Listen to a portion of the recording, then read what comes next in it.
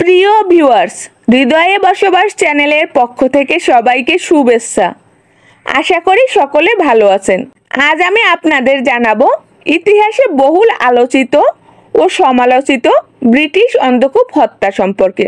1757 সালে পলাশী যুদ্ধে ভারতবর্ষে যে ইংরেজ শাসনের সূচনা হয়েছিল তার অন্যতম কারণ এই ব্রিটিশ অন্ধকূপ হত্যাকে দায়ী করেন।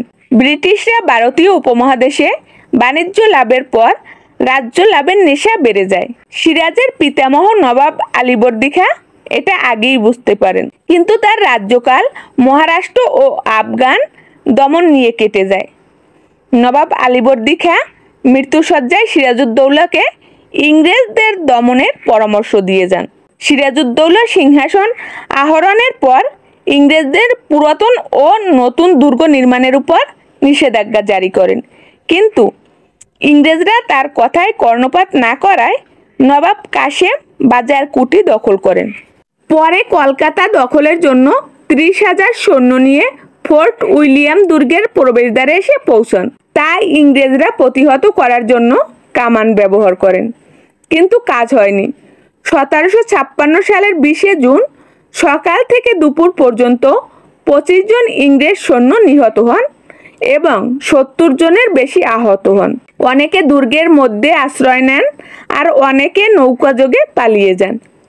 কোনো উপায় না পেয়ে ইংরেজ বাহিনীর নেতা হলওয়েল নবাবের নিকট আত্মসমর্পণ করেন, কিন্তু নবাব তার সৈন্যর উপর যারা আক্রমণ করেন তাদের আটকে রাখার নির্দেশ দেন। কথিত আছে, জুনের প্রচণ্ড গরমে ইংরেজ সৈন্যদের একটি জানালা বিশিষ্ট 18 ফুট দৈর্ঘ্য ও 14 ফুট প্রস্থ রুমে 146 জন সৈন্য আটকে রাখে।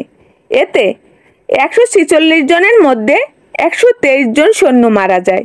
ইতিহাসে এটি ব্রিটিশ অন্ধকূপ হত্যা নামে পরিচিত। কিন্তু এখান থেকে আলোচনা ও সমালোচনার শুরু। এত ছোট কক্ষে এত সৈন্য আটকে রাখা অবাস্তব, তা সবার মনে প্রশ্ন জাগে। বন্ধুরা, আপনাদের কি মনে হলো তা কমেন্টের মাধ্যমে জানাতে ভুলবেন না। আরও এমন ভিডিও পেতে আমাদের চ্যানেলটি সাবস্ক্রাইব, লাইক, কমেন্ট ও শেয়ার করে আমাদের সাথেই থাকুন। এতক্ষণ আমাদের সাথে থাকার জন্য সকলকে আন্তরিকভাবে ধন্যবাদ।